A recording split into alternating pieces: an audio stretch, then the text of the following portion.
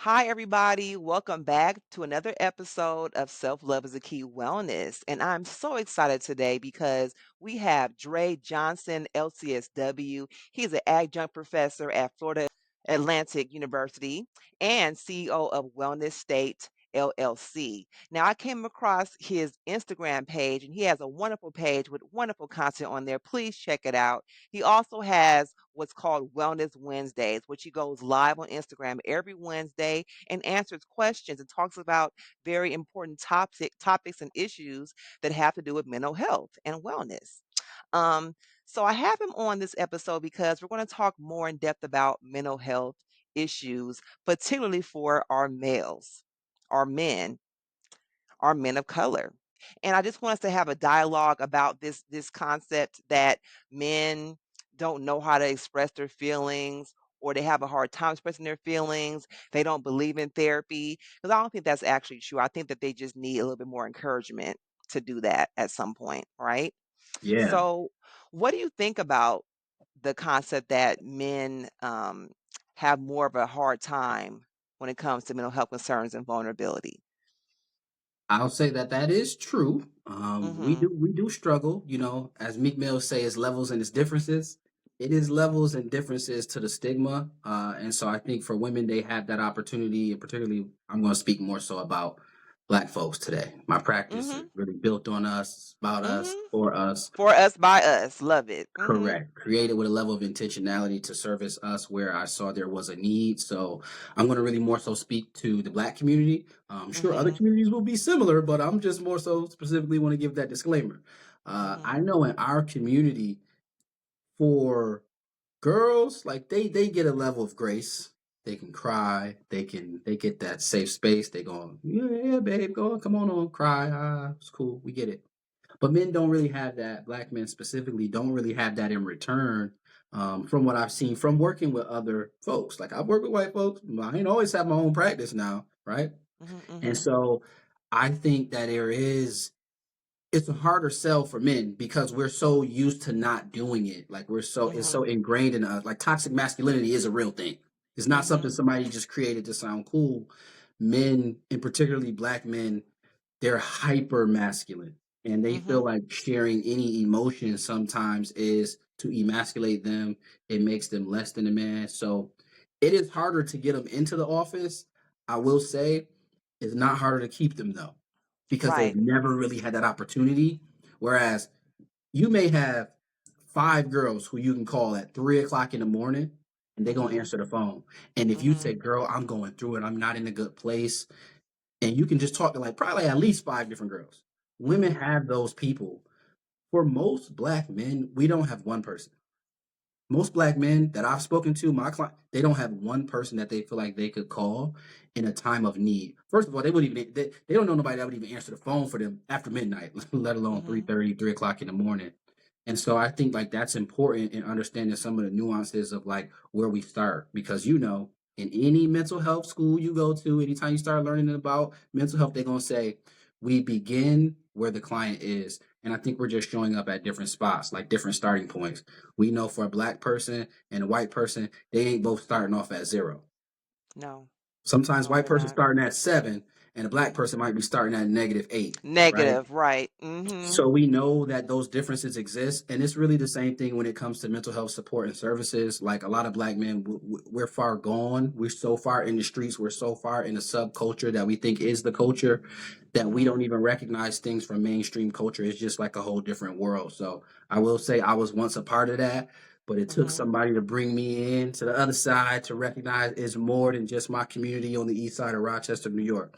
So I will Mhm. say there are those differences. It is more difficult to get Black men in the office. Like right now, my practice is not quite 50-50. It's about 60-40 women in my practice. Mhm. Whereas most Mhm. people think like, oh, you see probably mostly men and all men actually. And I'm like, no, I see more women than men. But just because of the sheer numbers of women that want support, more women Mhm. are willing to get therapy than men. Men will say, if I get therapy, that means I'm broken. If I get therapy, that means I'm crazy. That stigma exists. And it is kind of amplified in the male spaces more so Yes. than some women's spaces that I've seen. Mhm. Yes. I love that. Something that I have found also with men is that they have a difficulty with talking to women about certain things when it comes to vulnerability around emotional and physical intimacy. Right? So I have quite a few males in my practice right now who come because they have experienced shame around sexual issues, and they don't feel they can talk to their female partners or male partners about that situation because again, like you said, the toxic masculinity, they feel like, okay, as a black man, I should not ever have any issue in that area. And I'm like, where does that come from? What do you mean? And I think we're feeding into our own stereotypes about each other sometimes, Yeah. right? Yeah. Yeah, no, Mhm. for sure. But I think like even going back, like when we go back, if you take a little black boy and a little black girl, I was just talking about this earlier on Wellness Wednesdays. I Mhm. remember being in preschool, and I don't remember what the situation was that I was crying about, but I was in preschool and I was crying about something. And there Mhm. was a male staff member at the school who was like, "What you doing? You're crying like a little girl. Stop crying like a little boy, man. Man up." Like already at 4 years old, I gotta man up. I'm only 4 years old. I barely can wipe my own ass. Like, what are we talking about? I don't Yeah, even you're have the you're a space. kid. Yes, you're a child. Uh-huh. So I, Mhm. I think when we start to think about some of the nuances between black men and black women and mental health, like black men are adultified. You Mhm. know, my dad Yes, left they my are. mom when I was young, and my older brother was now you. He was told you the man of the house. You the man of the house. Man. Right? Mhm. We ain't even 10 Mhm. years old yet, and he the man of the house. So when you're adultified that young, you're forced to grow up faster, right? You see things in the streets and Mhm. you see things in these communities that we often grow up in, and you internalize those things. Like you think that you have to be hard. You see who do you look up to? The people in your community, they are, the boys on the corner, they got the jerseys, the throwbacks, they got the drop tops, they got the girls. You idolize some of those things growing up, and so it's just not even commonplace. We had liquor stores, we had churches. I ain't see no mental health services on my block when I grew up. So if it's not something you see, it's not something you chase. You're not chasing after something that you don't see. So we just don't really have that a lot in our community. We just lack representation. Yeah. And so I think it's just like a slew of different issues, but I think that we don't even have those spaces created. So it's going to be difficult if women have been kind of trained and taught since they were kids like, it's okay, baby girl, let it out. And you just get space to cry a lot of times as women. Whereas Mhm. with boys, it's like the only emotion that we're allowed to show openly in public is anger. That's like the only thing almost acceptable is for a boy to be angry. And so a lot of times when we are sad, we handle it with anger. You Right, see there's a a lot of little pain boy, and shame behind that. A lot of pain and shame 100%, behind that, right, and something 100%. else I also found with men is that they with young boys in particular, because I worked in, over 10 years in nonprofit mental health with a lot of young men and boys. They will be overly misdiagnosed with ODD, oppositional defiant disorder, when they really had PTSD, Mhm, post-traumatic stress disorder, mhm, or depression, mhm, just plain old depression. But because they're black boys, they were seen as being aggressive when they were just crying out for help, mhm. or saying, "Hey, I don't like what's happening right now." And you're only allowed to, like you said, express anger, and that comes out. But think about these little boys, sometimes they'll come to my office and they're huffing and puffing and they're actually crying, but they're trying to hold the tears back and puff up and like be tough. And I'm like, "Hey, it's all right. It's okay to cry. It's okay. You want some candy?" "Yes, I want some candy." And I'm like, "Exactly. It's okay. Like, it's okay to say you're sad about something. It's okay to say that person hurt your feelings. It's okay to do that." But you see what you said that was important about that? That wasn't in public. That was in your office. Mhm. You said it In my came into my office. office, right? Right, but You I had would a never do space. that. I wouldn't do that outside in the playground because I know there's You rules to it. you had a Uh-huh. space where they like, Yes. ain't Mhm. nobody around. Okay, it's Miss Caldwell office. Uh-huh, We uh-huh. we we Mhm. good in here. In here, I feel safe. I feel Mhm. protected. But a lot of Mhm. times, going back to your point about when black women are saying black men aren't really vulnerable and they're not expressing themselves They are. emotionally, it's a lot Mhm. of times because ask any black man that you have on your caseload, as any black man, they will tell you the reason that they're not vulnerable is because they were vulnerable at one point and it was a black woman. Most likely, more 20 times out of 19, it was a black woman that used that vulnerability against them. And once you do that, you can just forget about it. You can forget about this man opening up. It's not that he can't, it's simply that he just doesn't feel comfortable. He doesn't feel safe. He just doesn't want to anymore. So that's one of those things that we have to recognize is like, it ain't that they don't have the ability to do so. It's that a lot of times they just don't have the space to do so. No, I love that. Thank you, because that was one of my questions I actually had. How can women provide support and provide a safe space for these men? Right. And what I'm hearing from you right now is we need to actually humble ourselves and listen and be able to say, you know what? I was wrong about something that happened. You know what? I should have been more supportive. How can I support you now? And I need to let you know that whatever you tell me, I'm not going to throw it back in your face during the argument. I'm not going to talk down on you. I'm not going to call you soft or sassy or feminine. Those are the buzzwords now, sassy, right? I'm not going to Hmm. call you sassy for telling me how you feel. Yeah. Yeah. I mean, it Mhm. even goes even beyond the conversations that you have directly with men. It goes Mhm. when you look at what you posting on social media. You can't Mhm. post nothing about these new school men, these new age men. They this, they that, sassy this. Oh, they getting more manicures than we getting manicures. I can't have a man who take care of himself better. Not even and then if you It sound challenge a woman on hateful. that, if you Yeah. challenge a Mhm. woman on that, a lot of times they be like, Mhm. oh, it's just jokes. Don't take it's just the internet. Don't take it serious. Those jokes hold weight. They matter. They Yes, matter. they do. If it Yes, was they a white do. person making black jokes, you absolutely will be on homage. Like, yo, hey, nah, you ain't standing for it. You gonna Mhm. screenshot, you trying to expose the Yes. person, you want them fired from Yes. their job, you want them locked up, you want hate speech, everything. So it's like Yes. the words you say hold weight. As Beyonce Mhm. say, who run the world? Girls, Mhm. clearly. Mhm. So women have so much more power than they like to take ownership for and accountability for. But I think it goes Mm. back to exactly what you said when you asked the question of how can women support men's mental health. I think you Mhm. have to stop emasculating them. And you do that when you call them sassy. You do that when Mhm. they Yes. say they soft. Anytime they Yes. do anything outside of this masculine box, like this is what toxic masculinity is, this little Mhm. box. You got to act Mhm. like this. Anytime they do Mhm. something out here, it's like, oh, you soft, he's sweet, he's sassy. Those are the type of things that make them say, okay, all right. I bet you won't call me that again. I Right, bet you. right. Yep, that's what they do. Yep, yep. And they So they, toughen up and they shut down mhm, completely, and it's like mhm, you lost them at that mhm. point. Mhm. 100%, 100%. And sometimes I will say it's not fair. It's not It's fair for not. women sometimes because sometimes a black man is taking out his anger or resentment on a different black woman that was before your time, but he done learned from her, yo, she gonna use this against me. So I'm not even gonna open up with this new person that I'm talking to.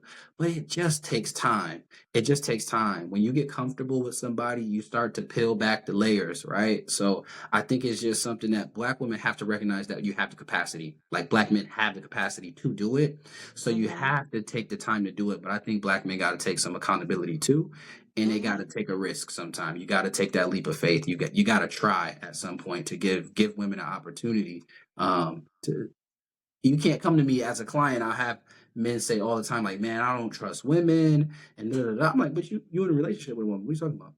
Right, very much black and white, a lot of overgeneralization of Yes, women in particular. Mhm, yes. very much so. Mhm. Yes, this distorted thinking, overgeneralization is the Mhm. like the number one cognitive distortion that I see Mhm. in my practice. And just for Yes. the folks who don't know, a cognitive distortion is just a faulty way of thinking, something that you Mhm. feel is real, you feel is true, but it may Mhm. not actually necessarily be true. You've been hurt, you might Right. have three girlfriends and they all cheated on you. So now you walking around saying you can't trust women, women are untrustworthy. That's not actually true. Just those three women Right. that you messed with was untrustworthy. You Right. didn't trust them, Right. but that doesn't mean women in general. So they make this overgeneralization. They have this Mhm. thought, and we know that thoughts impact our feelings, and our feelings impact our Impact our behaviors. And that's one behavior. of the things that we attack in my practice of cognitive behavioral therapy and recognizing how our thoughts impact our feelings and our feelings impact our behaviors to try to get us out of this cycle because they continue to be with the same woman, they continue to do Mhm. some of the same things,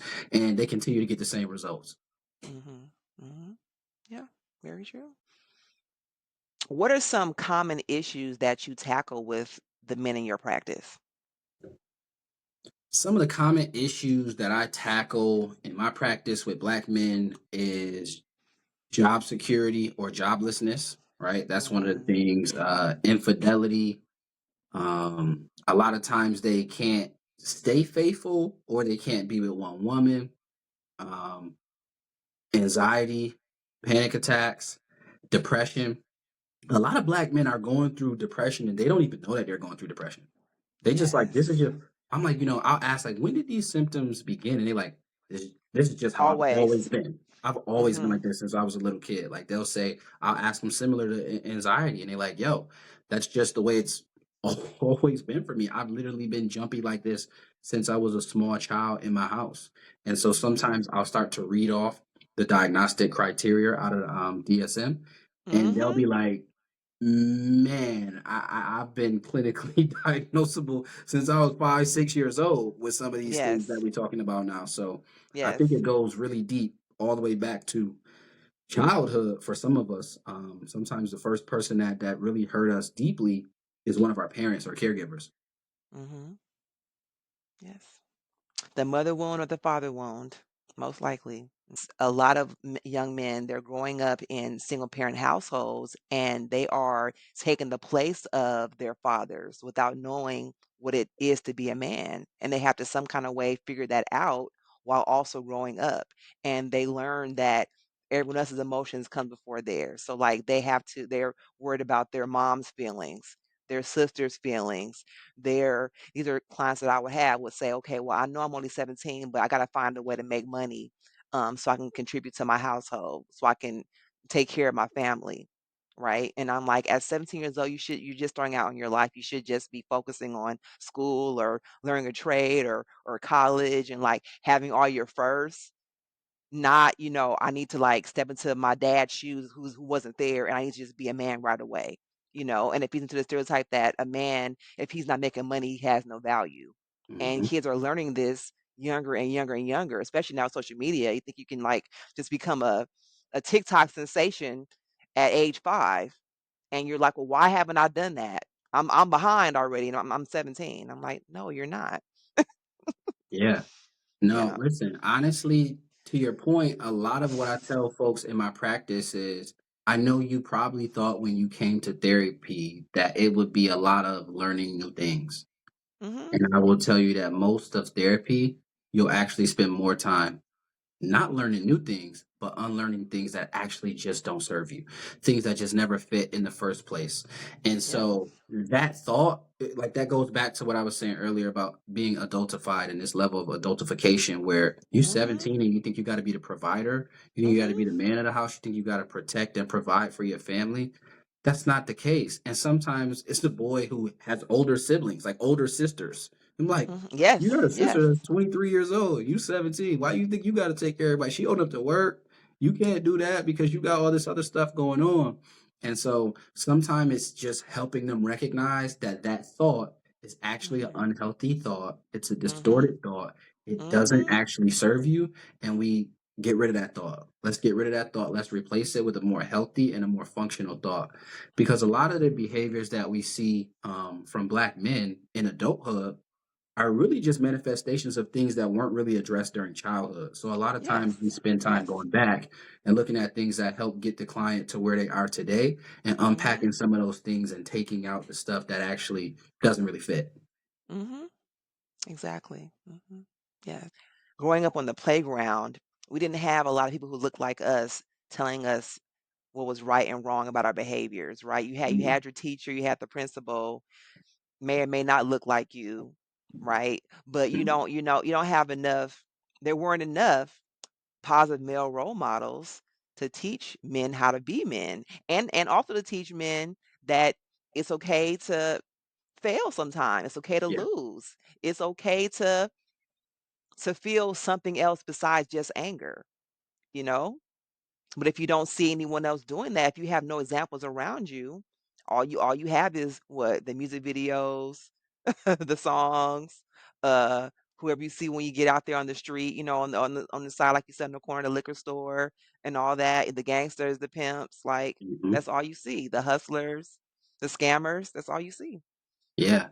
I thank God that I had the privilege of having my father in my life. Like he's been in my life. He ain't like around the way guy. He's like, oh, he was there.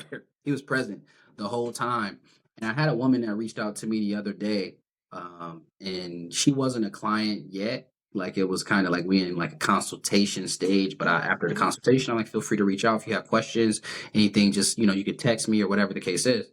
And she reached out and she said, "Hey, I'm actually in a really rough place."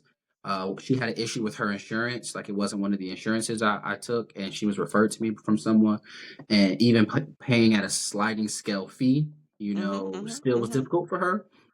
So she reached out and was saying, like, I'm in a rough place. My son, he's just a baby. He's like 1 years old. He's like one. And she's like, he saw me cry the other day. He saw me break down, and it just tore me apart. It tore me Mhm. apart, and I'm like, man, I'm sorry that you're going through this rough time. Hopefully, we can meet soon. Because the thing is, we got money for things that's priority. Because Yep, your we lights is sure on, do. your gas and electric is on. You got money for your groceries. Like this is not somebody that's just like poor living out on the street or homeless or anything like that. Like this is a person who not long ago was just like traveling. Like I was like, oh, and she told me like, oh, just like last month she was so she has some finances. And so I'm like, you got to prioritize your mental health. It has to They have to be look at it like an investment. It's an investment absolutely. in yes, into yourself.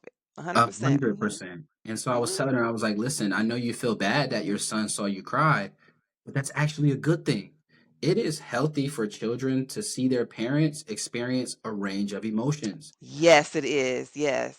One Mhm. thing that I will say is because I was fortunate enough to be privileged to have my father in my life, I remember my brother and I got an older brother. He's a year and a half older than me. We were like complaining about the fact that we didn't get like new shoes, and it was like I don't know, like midway through the school year. I'm like, bro, the only new shoes we got was the beginning of the school year. We halfway through the school year, my shoes is talking. The paint is peeling off the side. Like the kids making fun of me at school. We need new shoes, so we were like pressuring my dad to get us new shoes, and he had like the most serious talk with us that he ever had to the point where he broke down into tears. I will never forget that. Like I've only seen my dad cry maybe like two times in 32 years of life. I think I only seen him cry like twice, and this was one of those times because he was so passionate about what he was talking about, and he talked about the sacrifices that he had made for us. And it was the first time where I started to begin to empathize. I began to Mhm. recognize that like your life is way bigger than fourth grade. Like this ain't that serious. This Mhm. is nothing compared to what my dad is dealing with and how he's providing for us. And he talks about how like, yo, do you know the sacrifices I've made for you? I haven't Mhm. bought myself new shoes in years. Do Mhm. you know how old these shoes is on my feet? And I started thinking about, I was like, if he can give that up for me, I can at least do this little school thing that he want me to do, the little homework or whatever. Like I'm gonna step up. I'm gonna stop. I'm gonna do my part. And so I say that to say male mentorship is key. It's so Yes. important, like to have somebody in my life that's like got a 9 to 5 job, that's working to put food on the table, that's not out Mhm. here hustling and doing something illegal. I knew that that wasn't the only way to get it. I was like, yo, you can do it this way too, type of situation. I Mhm. always Mhm. idolized my dad, and so Yeah. I think for those of us who don't have children, like I don't have kids, but every year on Father's Day, I get cards from students that I had before, from kids in my community. I think all of us has a part. Like we all play a part in raising the youth in our community. So I'm Yeah. huge on collective work and working together. It takes a village, truly. So Yes. I don't think we can just blame it on deadbeat dads because, hey, kids got uncles, they got cousins, they got older Exactly. siblings, You got other people, coaches, you got a teachers, pastor, you got a everybody. coach, somebody, right. Mhm. Yes, it's not an excuse. They have big brother, big sister programs. Go to the YMCA. There's free programs that you can go to. Exactly. It's Yeah. very important. Yeah. Black Mhm. men have been instrumental in my life. I've had so many good examples. I always say like athletics is a privilege as well. Like being an athlete is a privilege too, because you get so Mhm. many special privileges and things like that just because you're an athlete. And one of the things you get is mentorship. Like when I started playing organized basketball when I was in fourth grade, and my basketball coach was a black man. He had a college degree. He was a school teacher. He was the PE teacher, And I looked up to him. I was like, yo, this dude can hoop. He can ball his ass off. He's married. He's got children. Like, he's doing his thing. I saw That's that a and was like, role yo, model. I want Yeah. that. And so I think that we Yes. have to do a better job of being that person for youth. Honestly, a lot of kids in my community look up to me. They ain't got to look at Lil Baby on TV or Lil Wayne on TV and say, oh, I want to act like that. I want to do like that. They like, yo, they see Mr. Johnson and they like, yo, I want to do what he's doing. Like, oh, he look like he making a little money. He got a nice whip. Da da da da da. He seemed like he dressed nice. Da, da, da. They see that and then they like, yo, I want to do that. It's all about exposure. And so I think for us, we really got Yes. to do a better job of putting ourselves in front of youth, giving back to the community, and not just getting our money and getting out of here. Exactly. 100%. Yeah. What are some suggestions on ways for men to feel more comfortable with vulnerability within relationships? Mm, that's a good question. I think like even before we could get to that, like I think about like the environment. So okay, when you go to a porta potty, do you sit down on the toilet? Hell no. Exactly. Right? You Mhm. were taught, hey, when you go to a public bathroom, you don't sit down. Like girls don't sit down. Mhm. I know that, and I'm a Mhm. boy. Like as a Mhm. boy, I knew that. I knew that girls don't Mhm. sit down on public bathrooms. Mhm. It was a culture. It was an environment where I understood like this is a no-go, right? Mhm. Like so you knew not to sit on the porta potty toilet because it was unsafe. It was not a safe environment. Nobody could expect you to sit down on that toilet. It's the same Mhm. reason that men are vulnerable in relationships because we've been taught that it's not a safe space. We grow up, Mhm. and like I said, when I was 4 years old, they told me I couldn't cry. They told me to man up, stop acting like a little girl.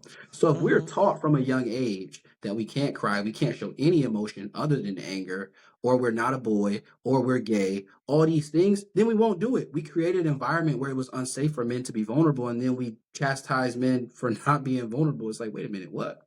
When I'm vulnerable, y'all say I'm sassy.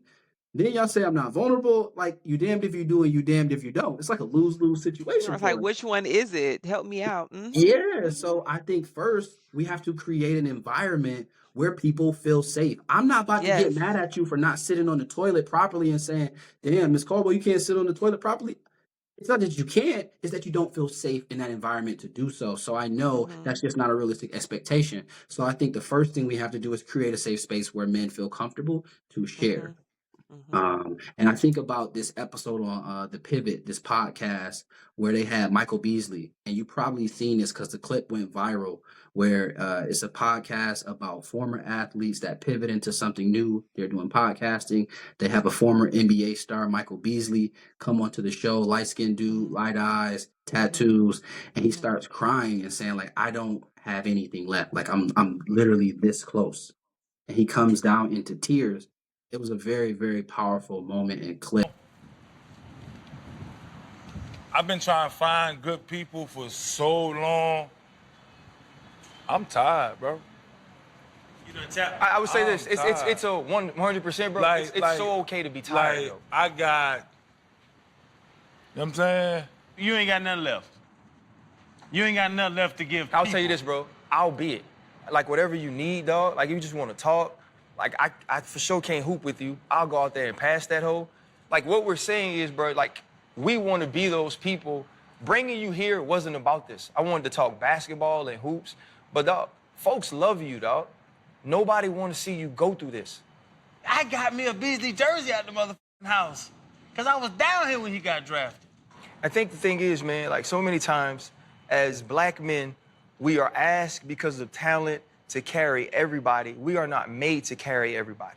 Black women are asked to carry everybody. They are not made to carry everybody. Dog, it takes a fucking village, bro. And at some point, you gotta have somebody who don't need shit from you, who don't want shit from you, who want to see you win, man. Like we don't do this shit for us. Yeah, like you want to build these things, but it's about these conversations. It's about bringing people on here and letting them tell their story. When Freddie said, man, you could tell your narrative, tell that shit and I'll preach it too. What we saying is, man, don't give up and we won't give up. I can't say I know exactly what you're going through, but I've seen a lot of, I've heard a lot of stories and I've seen a lot of guys that have come from our demographic and our background. They really, Nah, they fight. They fight and they bust but their everybody ass. just sit there and laugh.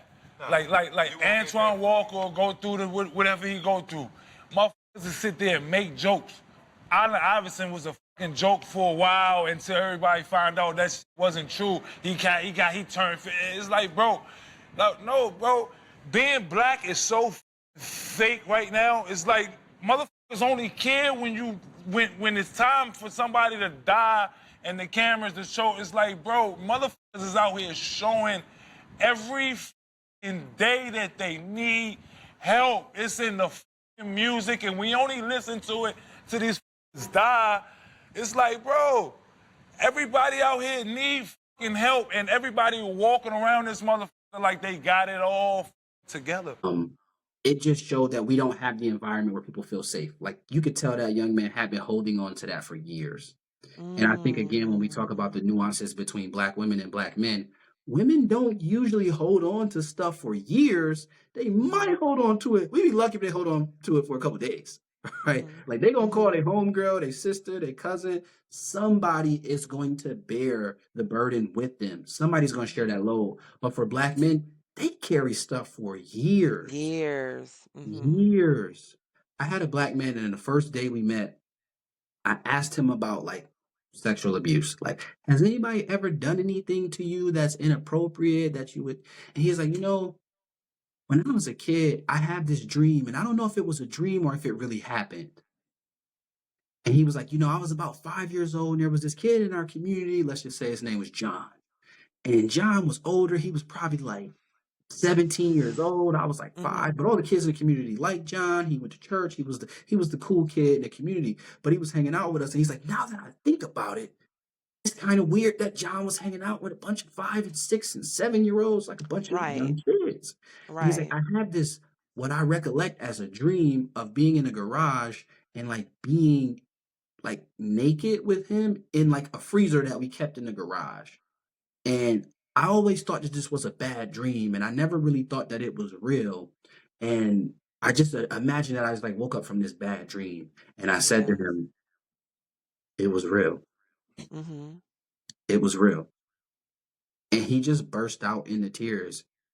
And as we got to know each other, he reflected back on that and said, I always kind of expected that to be real. I didn't think it really was a dream. I just wanted it to be a dream." Yeah.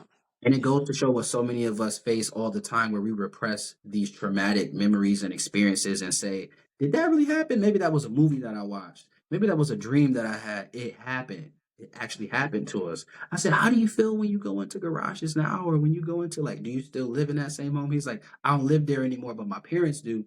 And I get this eerie feeling every time I go to get something out of the deep freezer from the garage. I'm like, because your body, the brain never forgets what happens to us, even from before we're able to speak. Like the brain stores everything. Sometimes it's stored in a little file in the back of your brain where you don't necessarily have access to it consciously.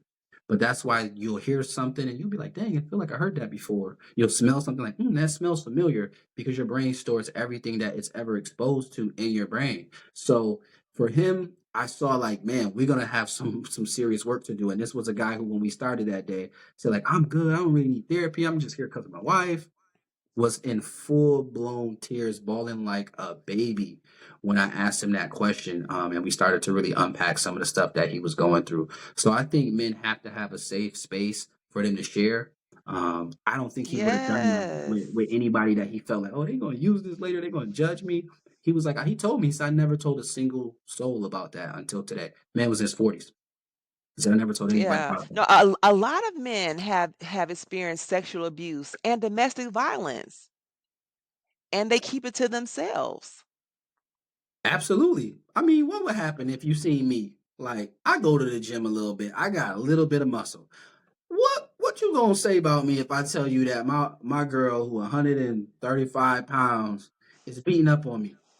It ain't gonna be a good look. Now you might come with some love and I've some seen I've support, seen right? it. I've seen it. So I'll first of all, before I even came to therapist, came to person would be like, yeah, because I grew up around enough where I've seen it Mhm. happen. So I probably still would believe you, but Yeah. I say you have a lot of restraint to Yeah. not do anything and to let this woman just, whoop on you. And I was thinking, right, you must really love her a lot. And I'm sure it didn't start off that way. I'm sure it didn't start. I'm sure that she probably had a mask on for a while, and it was probably some really good sex or something like that. And Ooh. then later on down the line, you find out she has a temper, and then next thing you know, she's whooping on you. But you're so far into it and so in love already that you can't stop. Mhm. So, so I do know that it happens. But again, men are not encouraged to speak up about those types of things. Yeah. They're taught to just man up and take it. Yo, if I tell now you've witnessed it, right? Like you've been around it, so you know it's real. If I call any one of my boys and tell them like, "Yo, man, Shaniqua beat up on me last night," they're busting out in laughter. They're not taking me serious. Every time I hang around them, they're like, "Man, shut the Yeah, hell you up got a before we call nickname now. Shaniqua and she'll Yeah, beat your ass." Like yeah, yeah, yeah, I'm gonna be the butt of every single joke, right? yeah. Like we don't have an environment, even amongst ourselves, where we feel comfortable to just share and be open and honest and vulnerable with each other. So it's like, dang, if you can't even be vulnerable with your homies, who you supposed to be vulnerable with? And I say the same thing in relationships. Like, yo, if he can't be vulnerable with you, then who can he be vulnerable with? She was because one client I have, she was complaining about how her husband was crying, and she's like, I don't want, I don't want no crybaby. And I'm like, but wait a minute, like the reason he's crying is like super valid. Like I don't think it's Right. first of all, I don't think it's an invalid reason to cry, right? Like she act like this man was just crying every day for no reason. I'm like, yo, like he had a very expensive car. Mhm. This man's making good money. He had a very expensive car. It got hit, and the person who hit his car did not have insurance.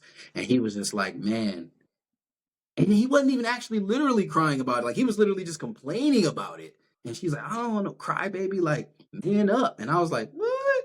If he can't complain to Lack of you, empathy. yeah. Mhm. Yes. I'm like, Mhm. yo, if your man can't complain to you, who can he complain to? Because you're the same person that's complaining that he's complaining to you. But when he go and complain to the girl across the street, you're gonna have a problem with that. You need to be his safe space. Like you need to support him in that way. Create that Well, environment for that's a him. whole nother can of worms right there that we can talk about in different episode. But some of that is because you have young women who are actually little girls in women's bodies, and they're seeking out their father in their partners, and so they don't allow their partner to do anything but play that big daddy role in their lives. And Ooh. so some of that is the issue. Ooh, the Big Daddy role? Which What's that? What's the Big yes, Daddy which role? which makes them not they're seeking out a father within their partner and not an actual partner. Oh, I So see that you would rock. expect if you're growing up and you're a child, you would expect that your father's going to protect you. Your dad's not going to not coming to you with his problem. He's not coming to you crying because he's your dad, right? He's your provider, right? And again, I blame social media for this because they paint this picture that your man is just supposed to be like this knight in shining armor, father figure, king, whatever you want to call it, Mhm. who godlike figure who Right. has no problems and has no feelings. He's just there to to pay for stuff and to hold you and make you look good in pictures. Mhm. Mhm. So that's something that women have to take accountability for.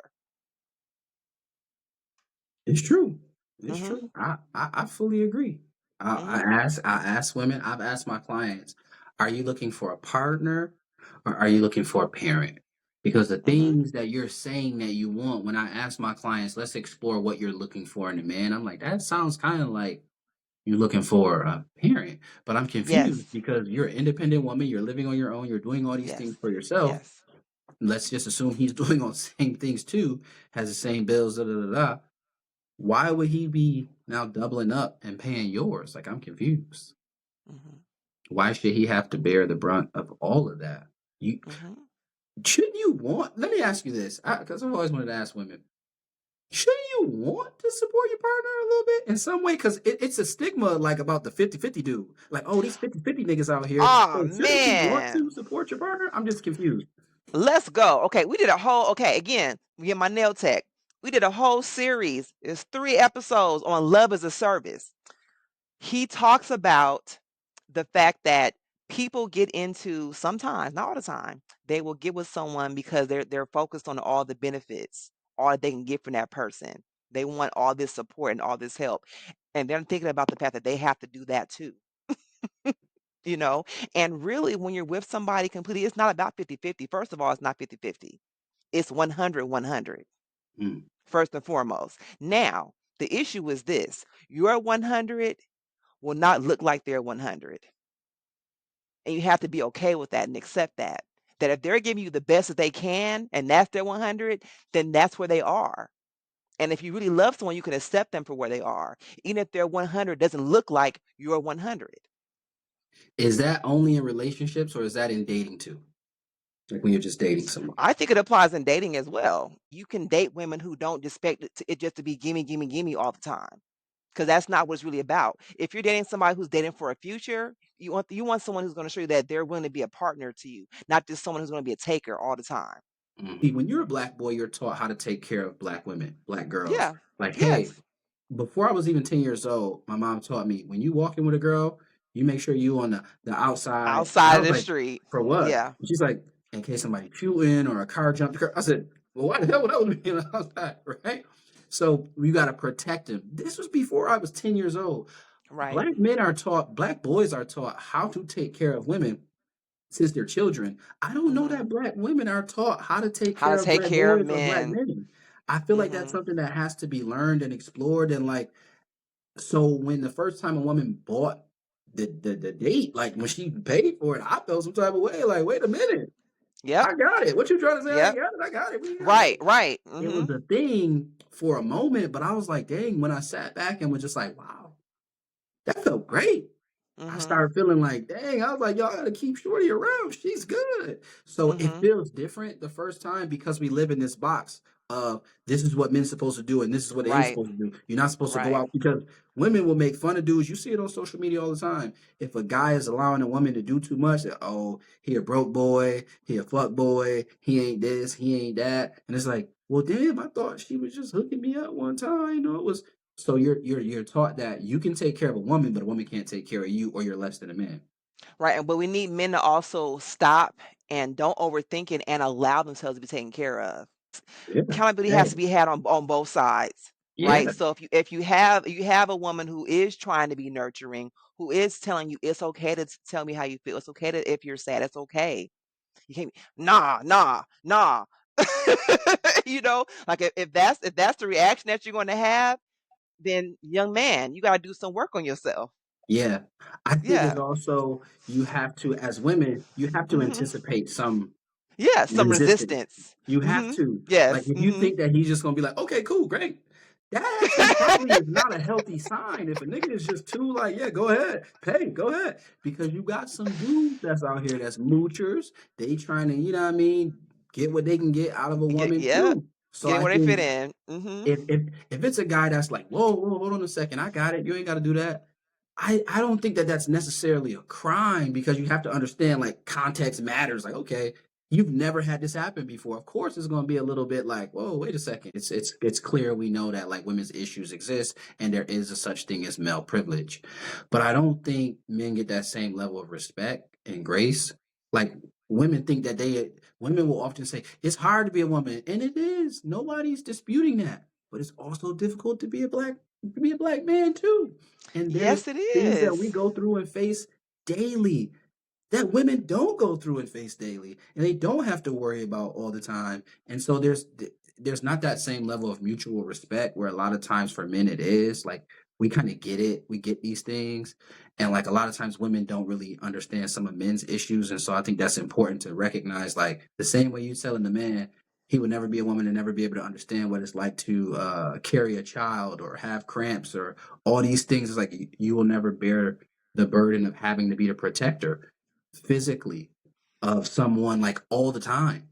Right. A man's he's supposed to give his life at the drop of a hat. Just want to give his life A for his man, a family. boy. My mom told me before I was 10 years old, you better be on the outside of the street when we walking and you walking with any girls, women, you need to make sure you on the Yes, outside of you the have to street. I was like, defend her honor. Defend her honor. Yes. Yes. yeah.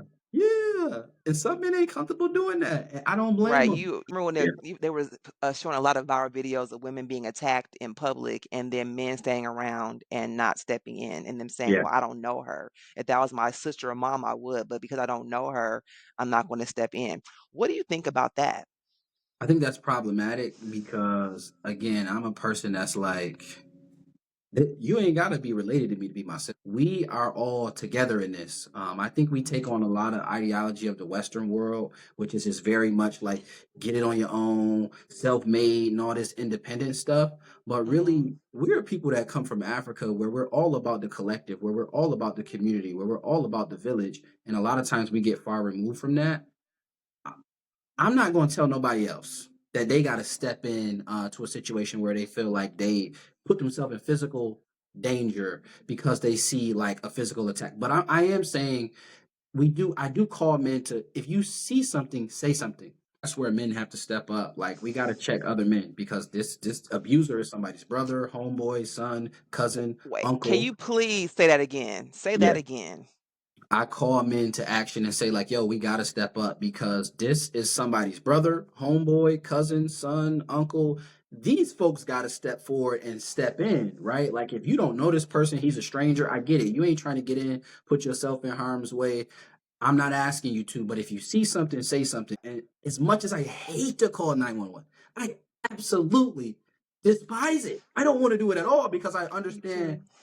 the danger of doing that, calling to say like, yo, this black dude is beating up on this Right, girl out here right, in the right, neighborhood that we in. I know the type right. of time they're gonna come on. So I'm not telling people you gotta jump in and fight for somebody and you don't know. I'm not saying put yourself in harm's way, but I am saying if you see But something, you say can, something. yeah, you say something, you can get help. You can do that. Absolutely, Mhm. absolutely.